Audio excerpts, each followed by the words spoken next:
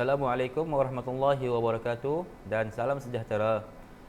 Baiklah murid-murid, hari ini kita akan sambung sesi pembelajaran kita bagi matematik tingkatan 3, bab yang kelima, nisbah trigonometri. Pada hari ini, kita akan belajar subtopik 5.1, sinus, cosinus dan tangent bagi sudut tirus dalam segitiga bersudut tegak. Okey, baiklah, pada hari ini hasil pembelajaran kita, pelajar akan dapat menentukan nilai sinus, cosinus dan tangent dalam suatu sudut tirus. Sebelum kita teruskan dengan pembelajaran kita, cuba pelajar-pelajar imbas kembali apa yang telah dipelajari pada sisi sebelum ini. Iaitu, pelajar perlu mengingat semula apakah yang dimaksudkan dengan hipotenus, di manakah terletaknya sisi bertentangan dan sisi bersebelahan. Okey, pelajar juga perlu ingat nisbah bagi sinus, iaitu panjang sisi bertentangan dibahagi dengan hipotenus, cosinus panjang sisi bersebelahan dibahagi dengan hipotenus, dan tangent di mana tangent adalah panjang sisi bertentangan dibahagi dengan panjang sisi bersebelahan. Okey, baiklah murid-murid, kita lihat contoh yang pertama. Okey, contoh 1.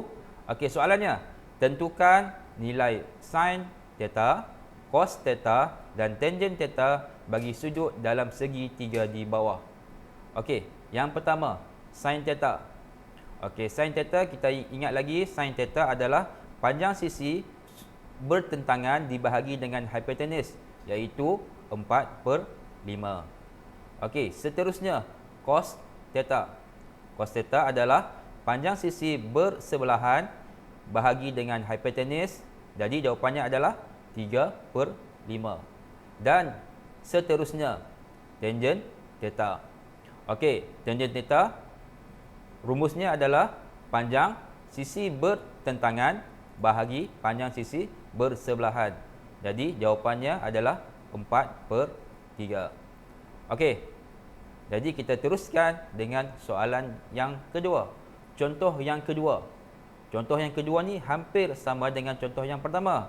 Jadi, pelajar-pelajar cuba lihat soalan ini dan cuba pelajar, saya beri masa 20 saat, 30 saat untuk menjawab soalan ini.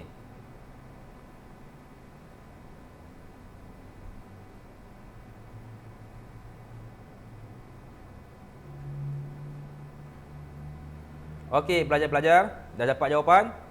Okey, cuba kita semak jawapan kita bersama-sama. Okey, yang pertama, tentukan sin theta. Okey, pertama sekali jangan lupa tentukan di mana kedudukan theta kita. Okey, kedudukan theta, sudut terletak pada sudut RTS.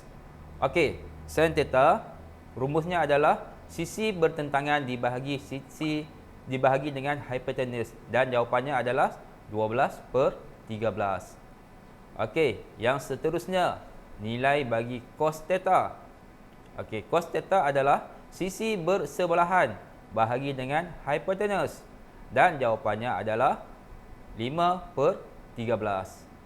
Seterusnya, okey, soalan yang terakhir, soalan tangent theta.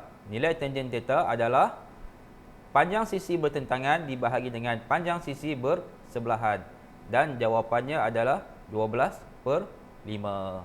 Okey, bagaimana dengan jawapan pelajar? Adakah sama dengan jawapan yang kita bincangkan? Baiklah.